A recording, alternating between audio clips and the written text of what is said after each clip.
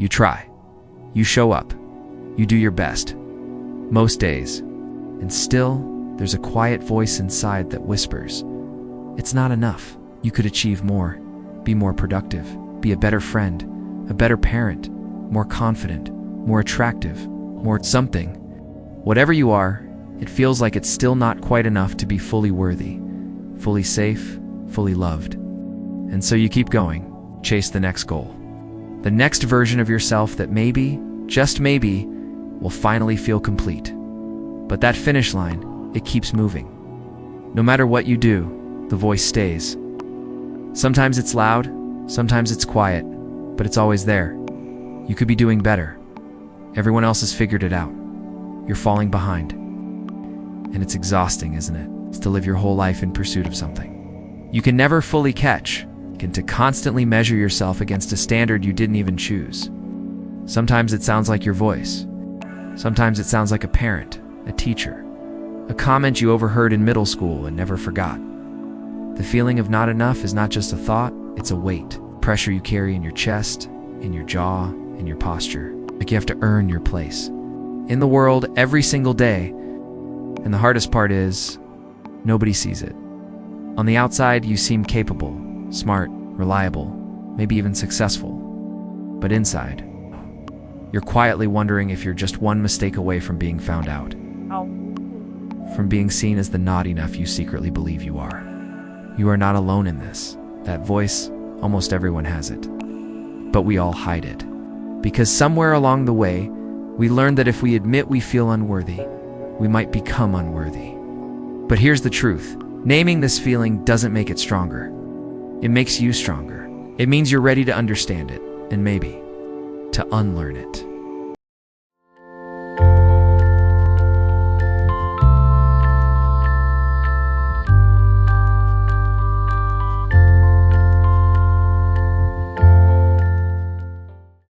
No one is born believing they're not enough. A baby doesn't apologize for crying too loud. A child doesn't feel guilty for needing love, attention, reassurance. That feeling there's something wrong with me is learned. Slowly, quietly, repeatedly. Maybe it started when you were a child and heard, "Stop crying or I'll give you something to cry about." Or, "Why can't you be more like your brother?" Maybe you learned that love came with conditions. If you got good grades, if you behaved well, if you didn't cause problems, so you began to shape yourself into what others found acceptable. You stopped asking for what you needed. You became easy, helpful, quiet, and the world rewarded you for it. But it also taught you something dangerous, that being yourself might not be enough. Later, it showed up in school. Maybe you were too loud, too shy, too weird, too slow. You were compared, labeled, ranked. You learned that your worth was something you had to earn, not something you had.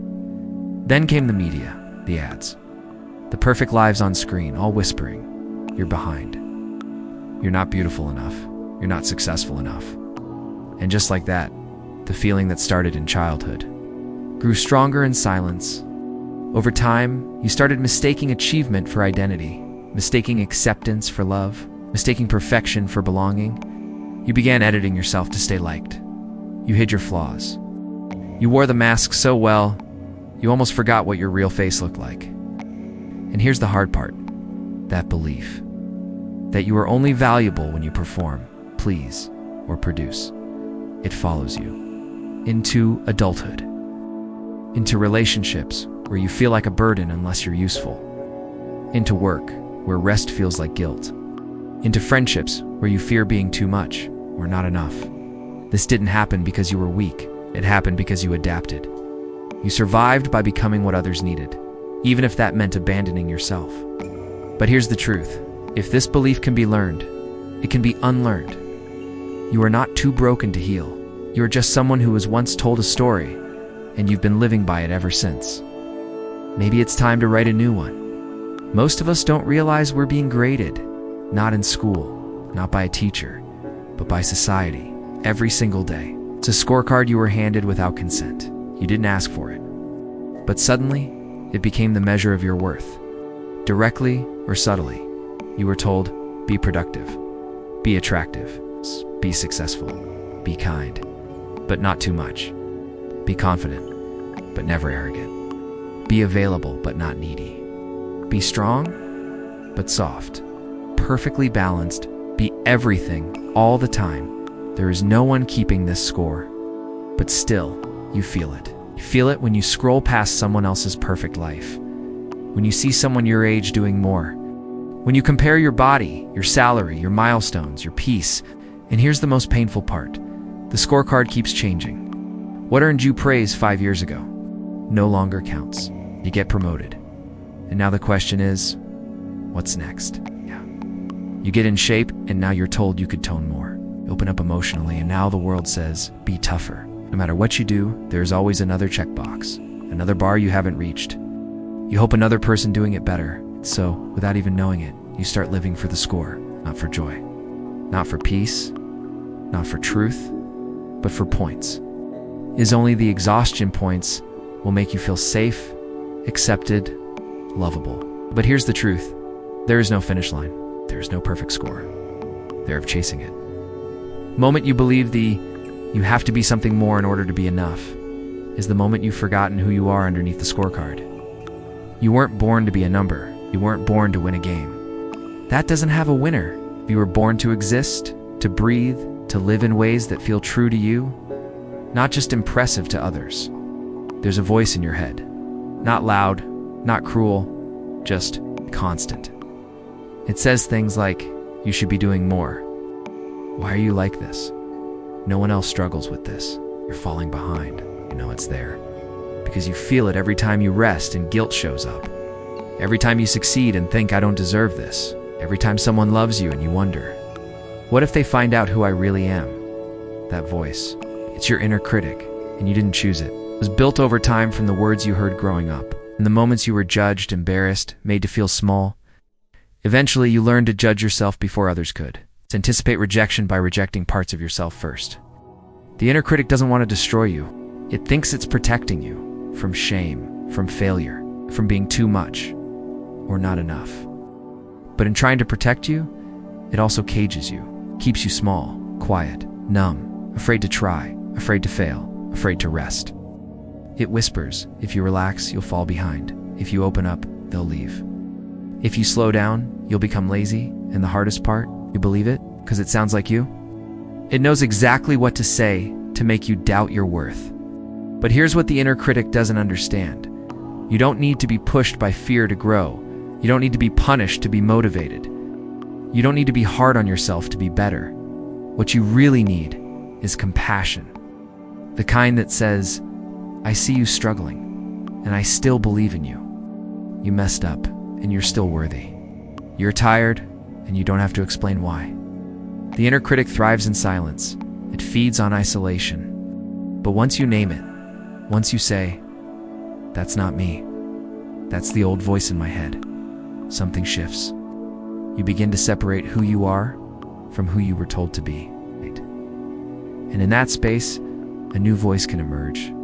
Not louder, but kinder. Not perfect, but real.